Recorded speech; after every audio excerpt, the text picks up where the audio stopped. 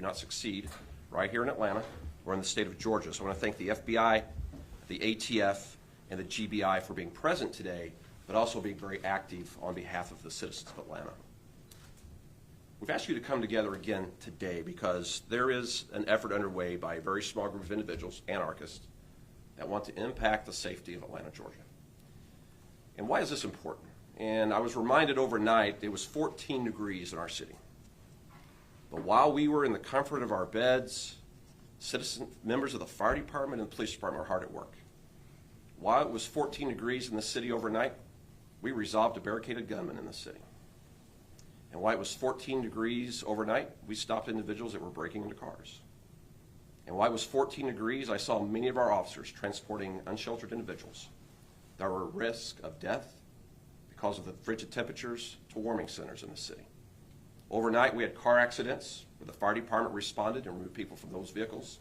And overnight, fires were extinguished in the city when it was 14 degrees. And the only reason we're able to do that as a fire and police department is because we invest in our first responders. The Public Safety Training Center is key, making sure that we, time and time again, as a police and fire department, can rise to the expectations of this city, and that regardless of the temperature or what the emergency is, we are there for the citizens of Atlanta. The training center is vital to ensure that we have the right number of police officers, the right number of fire department personnel, and they're properly trained to go wherever the emergency is and whatever the emergency is. But yet, anarchists start work. They struck again this week. Just yesterday, a piece of equipment aligned with one of the construction companies that is building the Public Safety Training Center for every Atlantan was set on fire in DeKalb County.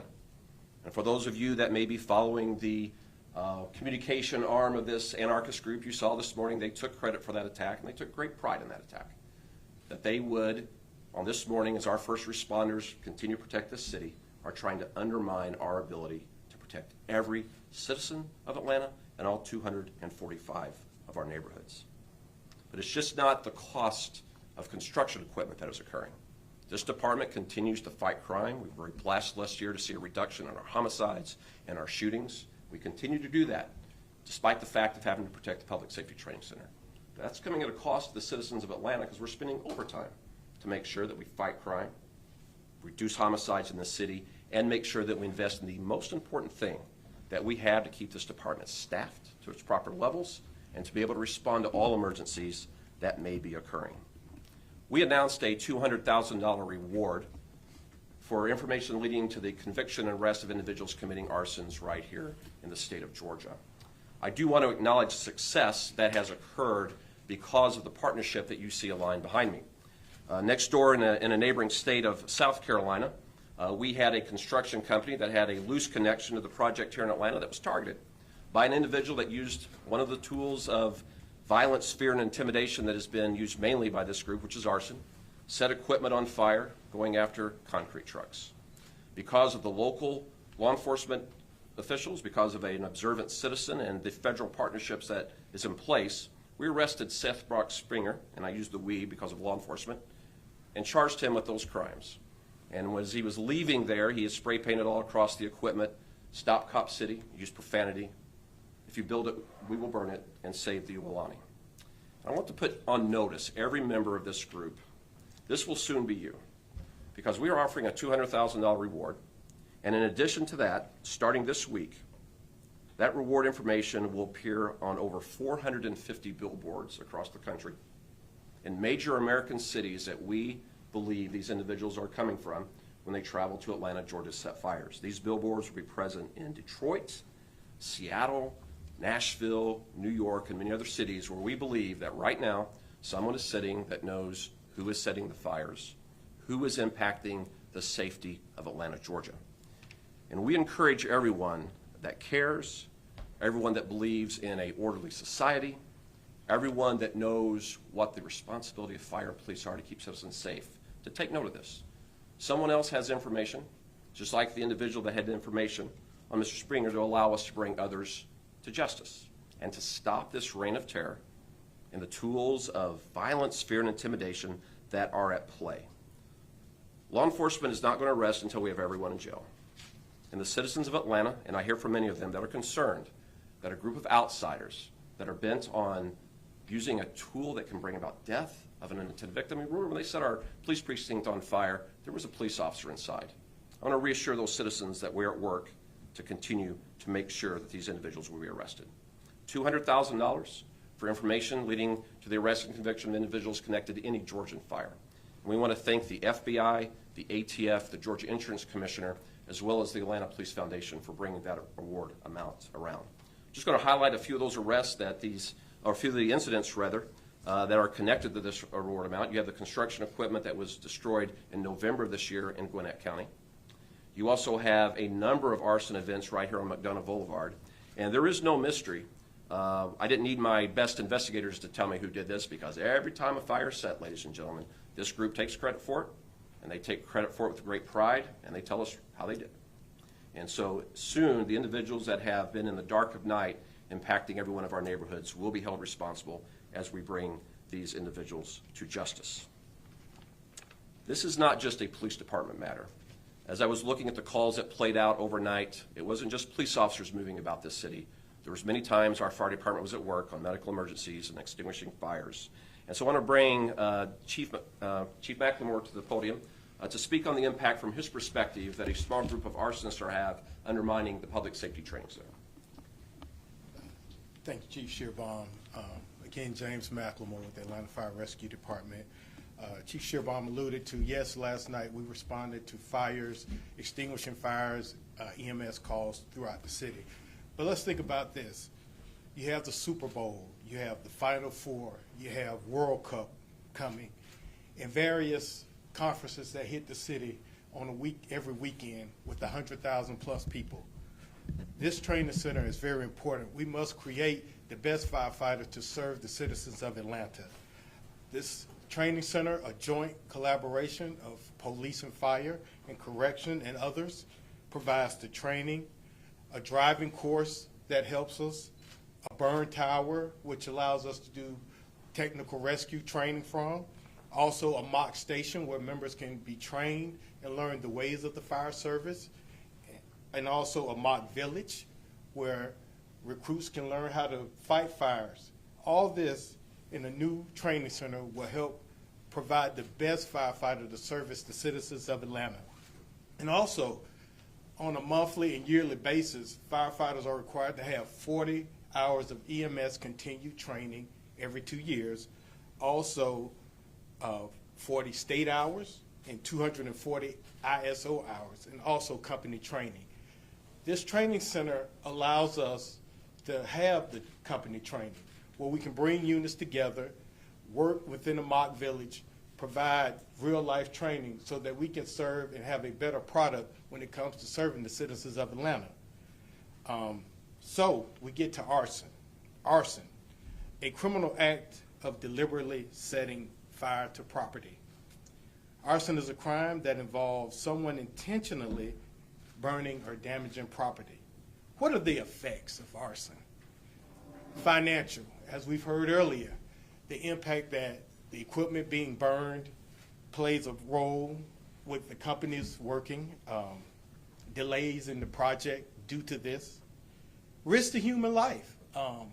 Like Chief Shearbaum alluded to, there was a member of the police department inside the building where one of the fires were deliberately set. That could have been harmful to that person.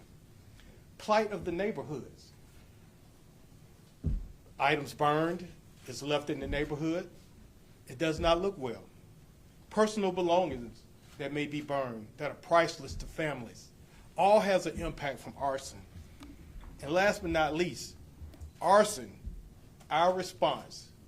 If you pull firefighters or you pull stations to a location where arson has been set, that moves equipment strategically placed away from other neighborhoods. And there could be someone, your relative, your family member, in an accident where there may be a delay. So the arson pulls our resources and hurts our delays in other areas of the city. So with that being said, again, there's a $200,000 reward. Contact Crime Stoppers, any information that leads to the arrest to these criminal acts. Again, I think the number is 404-577-TIPS, 8477. Thanks. Thanks, Chief. Appreciate that. that. I also want to bring to the podium our insurance commissioner for the state of Georgia, because if you are a viewer or if you're a reader, you may think this doesn't impact me, but it does. Not only does it impact the potential of safety in the city, there's a monetary amount that can affect every single Georgian and every Atlantan. So, Commissioner, thank you again for being with us today and for all the work you're doing to assist us. Thank you. Good morning. My name is John King. I'm Georgia Insurance and Safety Fire Commissioner. And we're assisting the city of Atlanta in two ways. First of all, providing our technical expertise in arson investigations, especially with our State Fire Marshal's Office. Secondly, we are assessing, obviously, the impact on insurance because this will affect everybody's insurance rates, not only in the city, but also in the region, because their losses are being attributed, and it's obviously costing. Somebody has to pay for the damage that's been occurred. These individuals are trafficking in fear, and that is what they're trying to do. I want to make sure that the public understands that we will be relentless in the pursuit of the people responsible. I trained as a young Atlanta police officer. I trained in the original facility luckily we're the chief and the city are taking incredible amount of courage in building to benefit. I just met 2 young recruits getting ready to go to the police academy. That was me in 1985. And Atlanta desperately deserves a world-class training facility where they can train police officers, EMTs, and firefighters together instead of trying to figure it out in the early stages of their careers on the street. And so I really ask for the public, the solutions. This case is going to be broken by somebody in the audience has seen something, has heard something that will get these folks before a trial, before a court, so they can face justice.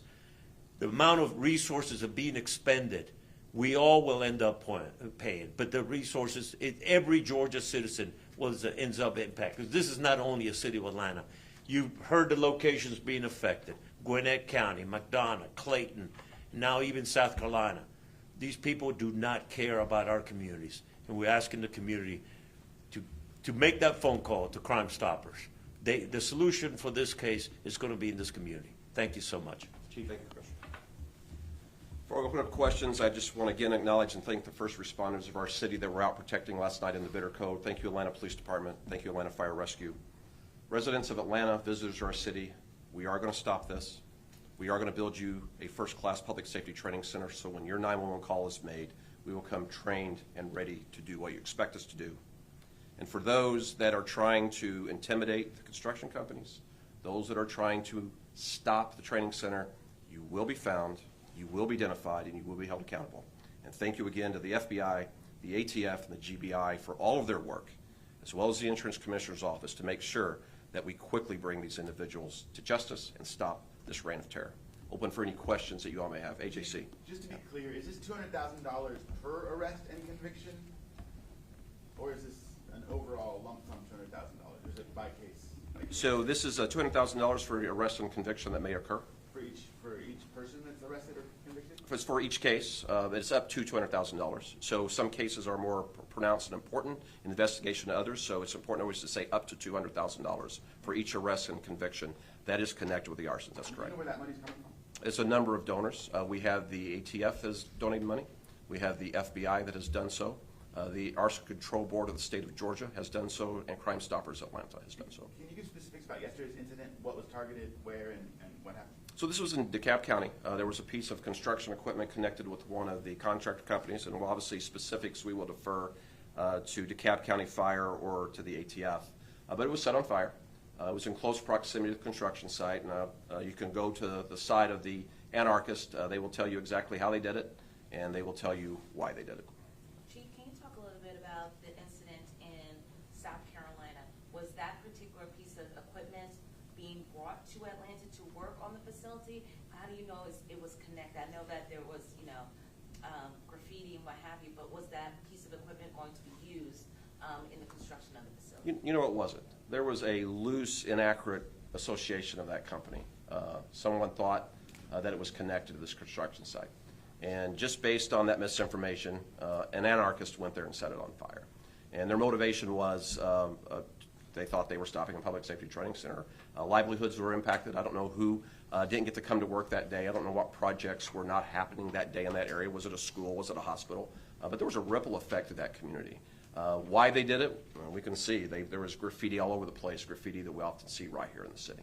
And as far as the billboards, are they going to be strategically placed throughout this city? Meaning, like, are they going to be placed by the airport, where people may be coming in, and where are they going to be placed in some of these other cities that you announced, like Seattle and Nashville and what have you? They will be strategically placed. We have areas that we believe in people possess information that is vital to this case, that will break it wide open, that will bring individuals to justice.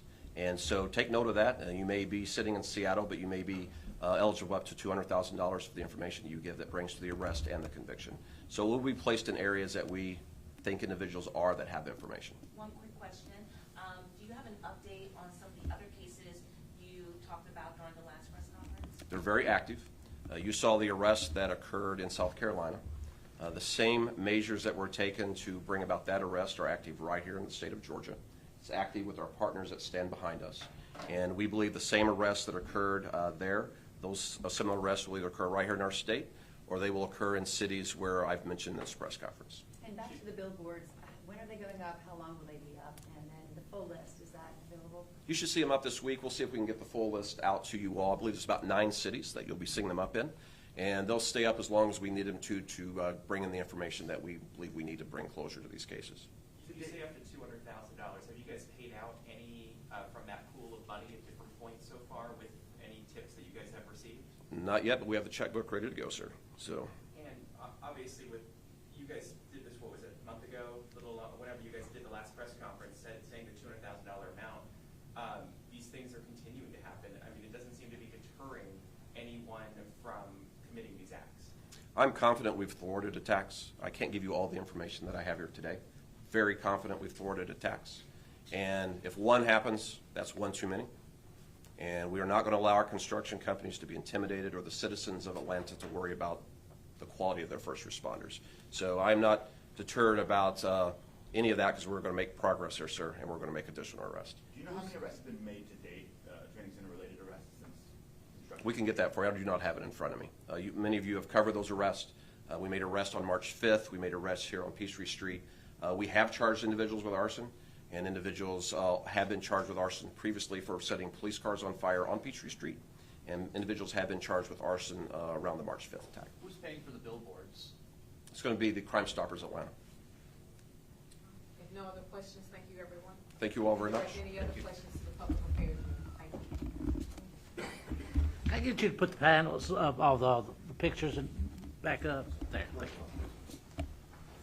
We are going to send that slideshow out. Yeah, we just want to get some pictures. Does anybody want to hard copy of it? Anybody? I'll take off.